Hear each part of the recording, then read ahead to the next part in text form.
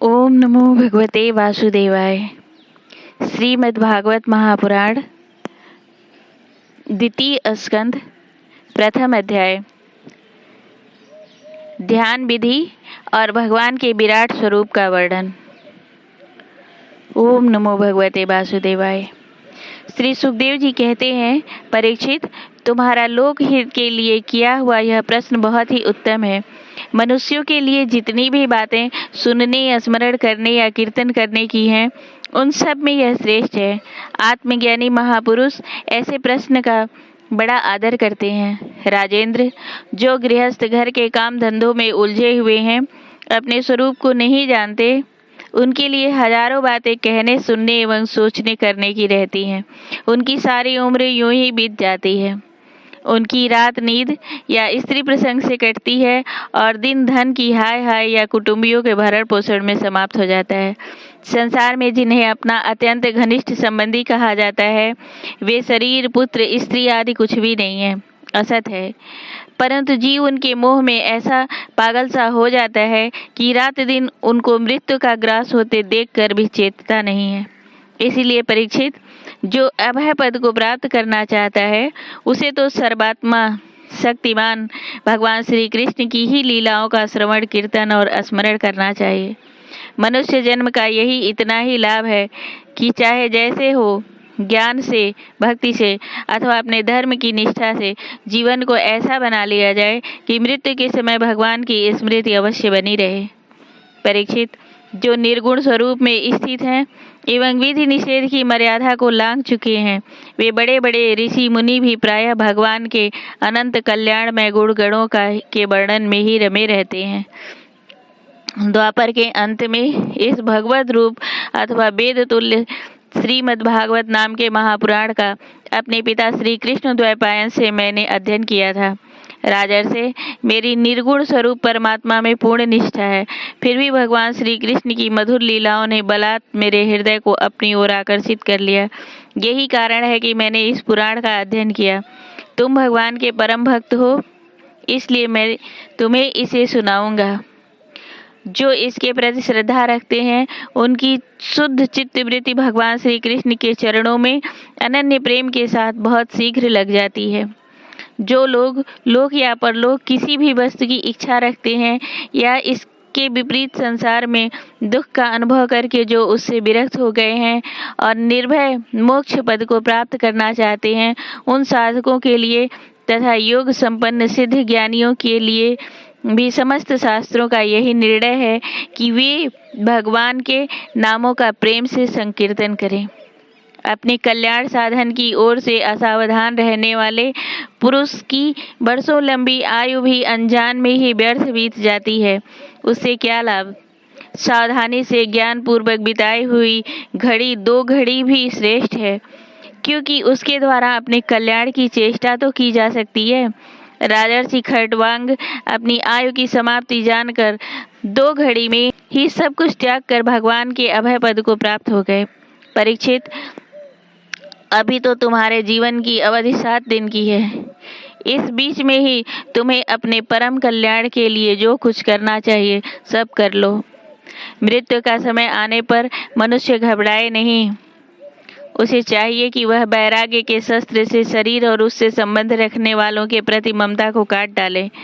धैर्य के साथ घर से निकलकर पवित्र तीर्थ के जल में स्नान करे और पवित्र तथा एकांत स्थान में बैठकर विधि पूर्वक आसन लगाकर बैठ जाए।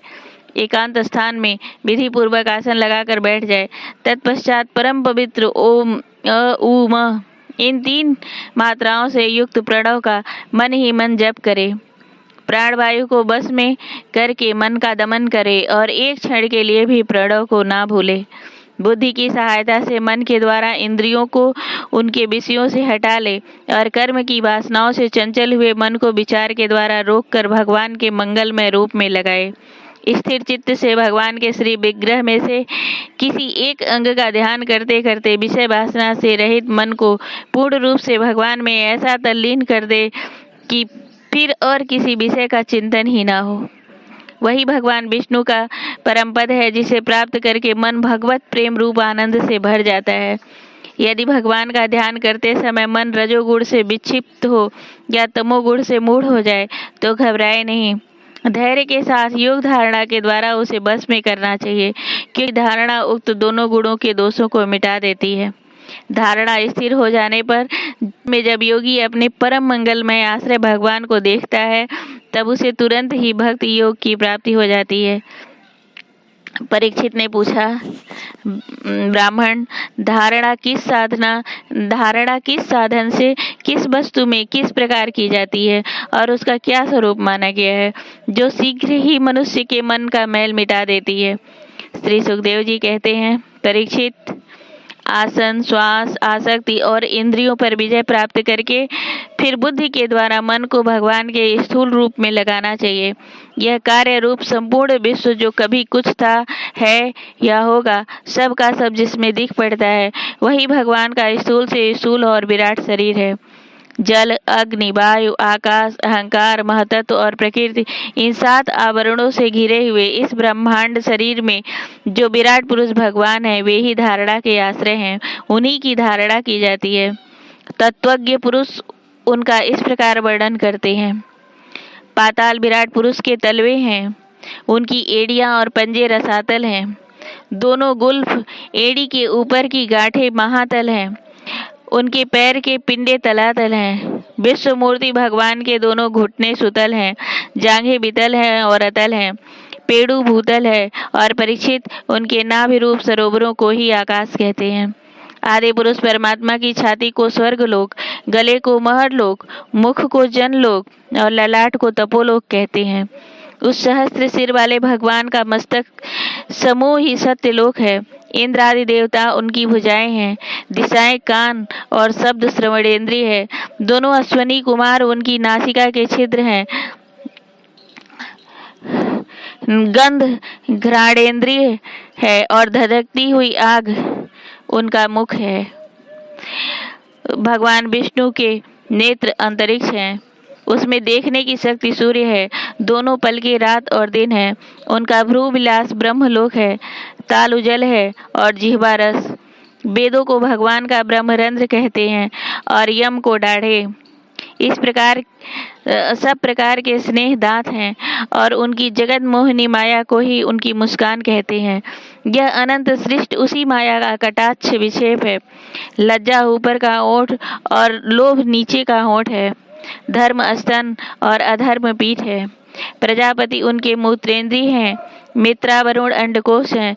समुद्र कोख है और बड़े बड़े पर्वत उनकी हड्डियां हैं।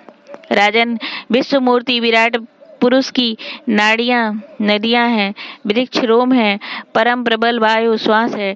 काल उनकी चाल है और गुणों का चक्कर चलाते रहना ही उनका कर्म है। परीक्षित, बादलों को उनके केस मानते हैं। संध्या उन अनंत का वस्त्र है। महात्माओं के अव्यक्त मूल प्रकृति को ही उनका हृदय बतलाया है और सब विकारों का खजाना उनका मन चंद्रमा कहा गया है। महतत्व को सर्वात्मा भगवान का चित्त कहते हैं और रुद्र उनके अहंकार कहे गए हैं। घोड़े, खच्चर, ऊंट और हाथी उनके नख हैं। वन में रहने वाले सारे मृग पशु उनके कटि प्रदेश में स्थित हैं। तरह तरह के पक्षी उनके अद्भुत रचना कौशल हैं। स्वयंभू मनु उनकी बुद्धि है और मनु की संतान मनुष्य उनके निवास स्थान है। गंधर्व, विद्याधर, चारण और अप्सराएं उनके खड्ज आदि स्वरों की स्मृति हैं। दैत्य उनके वीर हैं। ब्राह्मण मुख, क्षत्रिय भुजाएं, वैश्य जंघाएं और शूद्र उन विराट पुरुष के चरण हैं। विविध देवताओं के नाम से जो बड़े बड़े द्रव्यमय यज्ञ किए जाते हैं वे उनके कर्म हैं। परीक्षित, विराट भगवान के स्थूल शरीर का यही स्वरूप है, सो मैंने तुम्हें सुना दिया। इसी में मुमुक्ष पुरुष बुद्धि के द्वारा मन को स्थिर करते हैं, क्योंकि इससे भिन्न कोई और वस्तु नहीं है। जैसे स्वप्न देखने वाला स्वप्नावस्था में अपने आप को ही विविध पदार्थों के रूप में देखता है, वैसे ही सबकी बुद्धि वृत्तियों के द्वारा सब कुछ अनुभव करने वाला सर्वांतर्यामी परमात्मा भी एक ही है। उन सत्य स्वरूप आनंद निधि भगवान का ही भजन करना चाहिए। अन्य किसी वस्तु में आसक्ति नहीं करनी चाहिए, क्योंकि यह आसक्ति जीव के अधः पतन का हेतु है। प्रेम से बोलो श्री भागवत भगवान की जय।